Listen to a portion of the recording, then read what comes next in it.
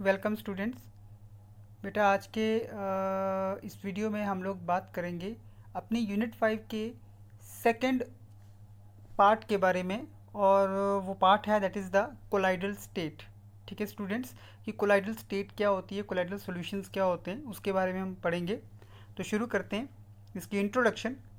Thomas Graham नाम के एक साइंटिस्ट ने 1861 में ये ऑब्ज़र्व किया कि बहुत सारे ऐसे सल्यूट्स जैसे स्टार्च, ग्लू या जेलेटिन, ये कुछ ऐसे सल्यूट्स थे जो कि एक मेम्ब्रेन, एक पतली सी झिल्ली से आर पार नहीं हो पाते थे। जबकि जो ऑर्डिनरी सल्यूट्स थे कुछ, जैसे कि सोडियम क्लोराइड, यूरिया, शुगर हो गया, ठीक है, वो आराम से एक ऑर्डिनरी सिंपल फिल्टर पेपर जो था उसमें से पास हो जाते थे। ठीक है, ग्राहम ने जो पहले वाले सॉल्यूट्स थे, जो स्टार्च, ग्लू जो था, जो पार्चमेंट मेम्ब्रेन में से पास नहीं होता था, उनको बोला था कोलाइड्स। उनको नाम दिया कोलाइड्स। कोलाइड ग्रीक भाषा में कोला का मतलब होता है ग्लू, गोंद जैसा। और जो दूसरे ऑर्डिनरी जो सॉल्यूट्स थे जैसे सोडियम क्लोराइड, यूरिया, शुगर, इनको नाम दिया उन्होंने क्रिस्टलॉइड्स। ठीक है, लेकिन ये जो सॉल्यूट्स को उन्होंने दो टाइप्स में बांटा कि कुछ कोलाइड्स हैं, कुछ क्रिस्टलॉइड्स हैं।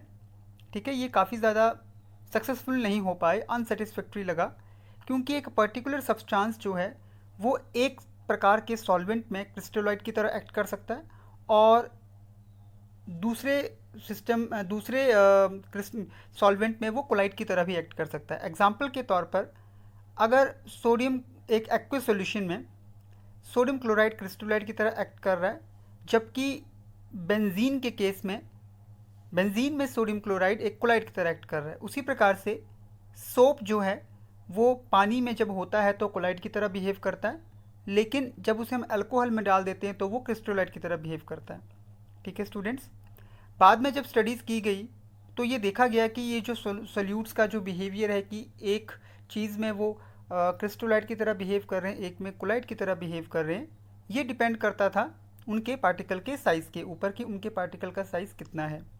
जब पार्टिकल्स का साइज़ 10⁻⁻9 मीटर यानी कि 1 नैनोमीटर से 1000 नैनोमीटर के बीच में हो तो वो कोलाइड की तरह बिहेव करता है, और अगर इस साइज़ से कम उनके पार्टिकल्स का साइज़ होता है तो वो क्रिस्टोलाइड बन जाता है या उसकी तरह बिहेव करता है। तो बेटा हम लोग ये बोल सकते हैं कि कोलाइड जो है कोई चीज़ नहीं है, कोई सब्सटेंस नहीं है, लेकिन वो एक सब्सटेंस की अवस्था है, एक सब्सटेंस की स्टेट है जो डिपेंड करती है उनके साइज़ के ऊपर।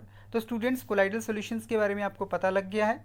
आई थिंक अब आपको क्लियर हो गया कि कोलाइडल सॉल्यूशन, कोलाइडल स्टेट क्या है, कि एक सब्सटेंस की वो स्टेट है, ना कि एक सब्सटेंस जो कि मॉलिक्यूल के साइज़ के ऊपर डिपेंड करता है। Thank you students.